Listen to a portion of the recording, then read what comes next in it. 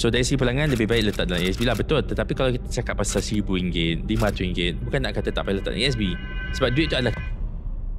Kat mana patut saya simpan duit saya yang paling mudah untuk income yang sikit? Alia ada pengalaman invest ke? Tak ada. Tidak ada kan? Pengalaman simpan duit ada tak dekat dalam bank? Simpan duit dalam bank biasa saja. Bank biasa saja. So kat situlah kita patut letak. Bukan kat dalam bank. Tetapi anggap kita punya simpanan ni adalah simpanan savings semata-mata. Korang fresh grad, gaji maybe lah between RM2,000 sampai RM3,500. Tidak banyak. Korang baru nak start korang punya life. Dan banyak benda yang korang kena sediakan sebab korang start daripada kosong, and some of you guys start dengan negatif. Apa dia? Hutang lah. So jadinya investment perlukan effort. Cakap pasal property contohnya, cakap pasal saham contohnya, cakap pasal unit trust. Dia kena ada effort, you kena fikir dan you kena gerakkan otak you untuk invest dalam tempat-tempat macam ni. Kalau duit you sikit, tak berbaloi.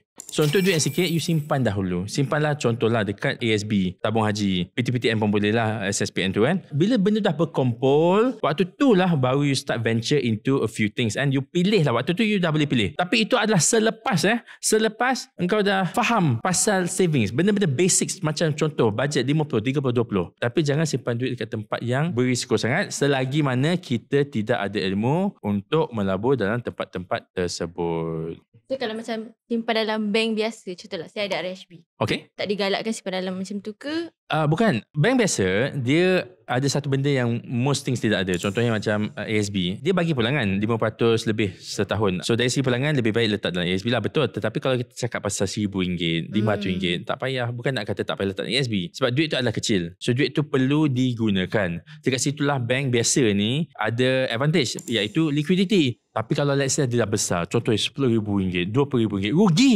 Kalau you pergi letak duit tu dekat dalam bank, sebab bank bagi pulangan yang amat rendah berbanding dengan instrumen-instrumen pelaburan yang lain. Tapi saya nak ingatkan dia, duit dalam bank, ia adalah diprotect oleh PIDM. Tetapi kalau you letak dekat dalam Amanah Saham Bumiputera, letak dalam unit trust, letak dalam emas, anything happens to the company yang manage those investments, tidak diprotect oleh PIDM, ada peluang untuk duit itu hilang.